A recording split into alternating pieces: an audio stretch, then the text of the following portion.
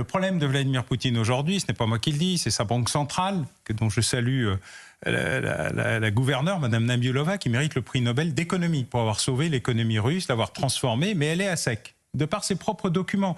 Le Premier ministre Mikostian explique qu'il n'a pas assez d'argent pour financer l'effort de guerre, ne serait-ce que l'effort de guerre. Il lui manque 10 à 15% de monnaie. La Russie vend son or et désormais libelle ses achats sur le marché international pour financer sa dette en yuan. C'est-à-dire elle se fait financer par les Chinois. D'accord. Et ça n'est pas secret, hein. Tout ceci est librement confirmable, vérifiable sur les sites russes officiels. Donc il y a un moment où l'attrition, la durée, la perte, la fin des moyens financiers, ils ne payent plus les retraites, ils ne sont plus en mesure de payer les frais sociaux, et ils ne payent plus la prime aux soldats morts. Donc il y a un problème qui est réel, plus un copec, comme on dirait. Et donc cette question, elle pèse autant chez Vladimir Poutine, qui a quand même aussi une réalité intérieure, même si elle est invisible, inaudible, mais à la fin du mois, il y a quand même une fin du mois. Et ce problème existe. Ils ont tous besoin que ça s'arrête, tous.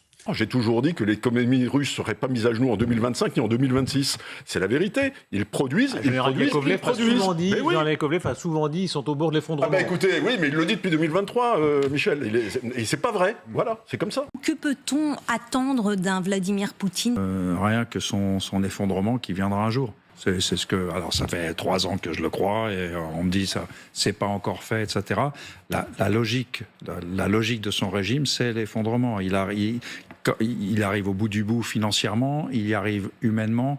Il y a d'autres facteurs. Par exemple, on observe en Sibérie le grand remplacement.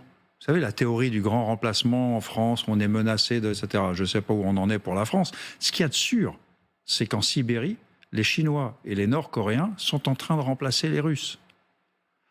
Et que les Chinois revendiquent une partie de la Sibérie, qu'ils ont perdue par 2 traités inégaux contre l'Empire russe.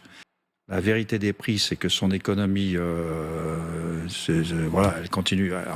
Jusqu'où baissera-t-elle, je ne sais pas. Sa démographie ne va pas bien.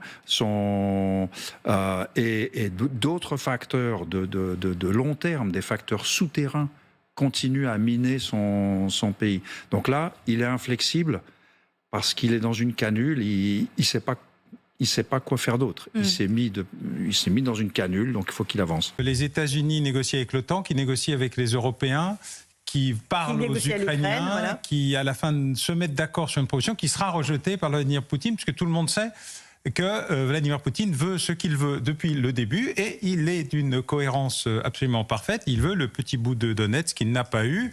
C'est rien que ça.